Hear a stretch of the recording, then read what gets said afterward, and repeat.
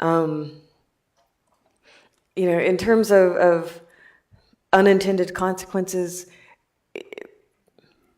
I'm guessing that there's a long list, right? There's, we've seen this kind of evolution of our society, right? Like, on the one hand, you had like the beauty that is women's liberation and everything that has had to offer, and yet at the same time, I'm not sure if if people focused enough on bodily autonomy, right? And this is the thing, like, I remember in the 90s that people were talking about no means no, and, that continued into the 2000s, but we never really talked about that only yes means yes, right? That if she doesn't say yes, or if there's no, like, how do we define consent?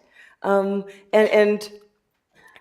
following that kind of, how do we understand affirmative interactions as opposed to, oh, you have to fight someone off, you have to scream at the top of your lungs, you have to, that perhaps we need to kind of to reshape how we understand consent, and how we teach it to students, how we teach, how we teach it to society as a whole.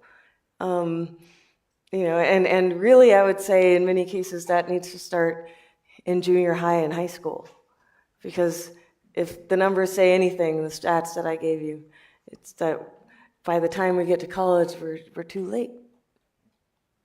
So